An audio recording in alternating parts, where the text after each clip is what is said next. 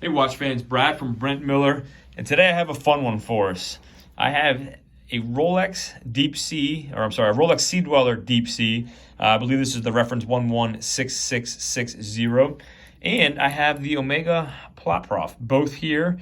And figured let's just do a quick comparison of these two deep divers. I think if you know you're going, you might as well use one of these, right? So taking a look at these. The Ploprof, if you're not familiar, is a titanium case and Milanese mesh bracelet. So the weight on this is definitely lighter in hand. I weighed this at 171.5 grams versus the Deepsea at 211.8. Surprisingly, thought they'd be a little bit more further apart, but I definitely can still notice it in your hand. I measured the Deepsea here across the bezel at 42.9 millimeters, and then the case above where the crown protector shoots out, coming a diagonal across, was 43.9. So, 44 millimeter case, which is what I believe Rolex lists this at.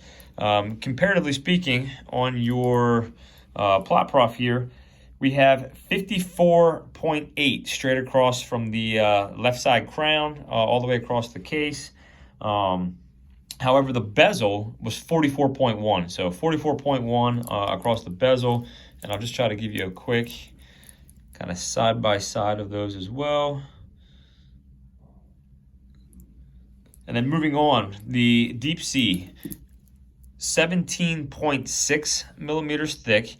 We have a 5 millimeter thick crystal, so we have an extremely thick crystal on the Rolex, and the Ploprof is 18.6, so 1 millimeter thicker.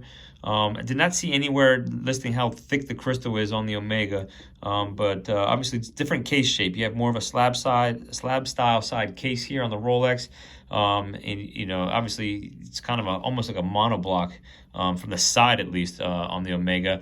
Exhibition case back on the Omega is going to show you the caliber 89-112, which to have a watch rated to 1,200 meters with an exhibition case back is pretty impressive.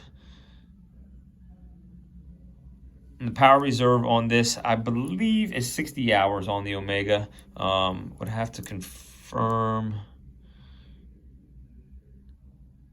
On the 8900, yeah, I'm fairly certain. Without confirming that, I believe it's 60 hours. And then on the Rolex, obviously, stainless steel case back. And I lied. It's actually a titanium case back. I'm sorry, I misquoted that. I just assumed there. No, the Rolex is actually a titanium case back to try to keep the weight down, which is where some of that weight I mentioned earlier comes through. 3,900 meter water resistance. So 3,900 meters compared to 1,200 meters. Pretty impressive. I believe the Rolex is using a caliber 3135 with 48 hours of power reserve on this model. So just taking a look at the dial execution, a little bit different.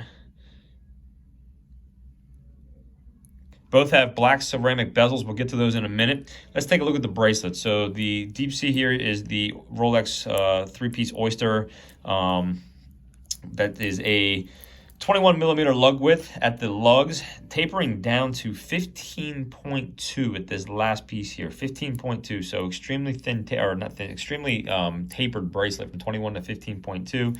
And then the clasp is absolutely fantastic on this model. To size, the adjustability, it pulls up, if you're not familiar here, and allows you to extend while it's actually on your wrist, which is pretty impressive, pretty unique. So while on your wrist, you can adjust and then simply fold back down. The Omega is a deployant, dual push deployant here, signed clasp. Again, fold over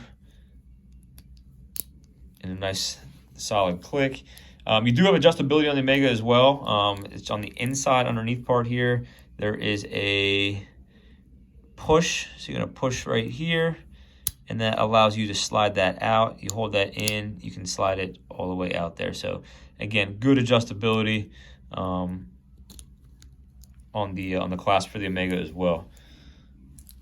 So let's take a listen to the bezel. I'll throw these on wrist and try to keep this video relatively short. If you're not familiar with the Ploprof model, the button here is actually to move the crown. I'm sorry, to move the bezel. So you can't do it right now, it's completely locked.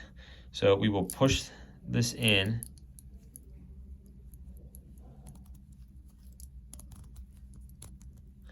Gloves are not helping my case here.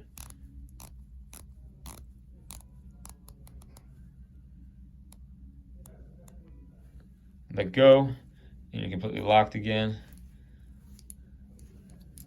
And then on the Rolex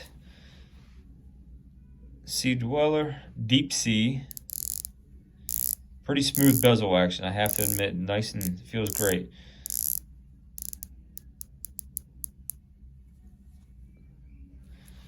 So 2 deep divers. I'll throw these both on my 6 3/4 inch wrist here real quick. I'll move my camera up to give you a little bit better visual.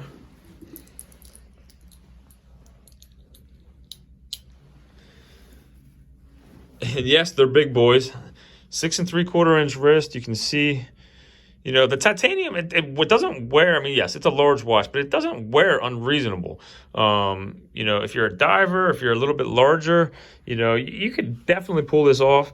You know, obviously it's not going to fit underneath a cuff, but it's, or a shirt sleeve, but it's not supposed to. All right, let's get the Deepsea here quick, and we'll get this video through. As always, I appreciate you guys watching. If there's anything I can do to help you out, or a video you want to see, or a review, feel free to email me, brad@brentlmiller.com. Just a watch enthusiast who likes talking watches, and happy to help you guys out. So here is the Deepsea on my 6 3/4 inch wrist.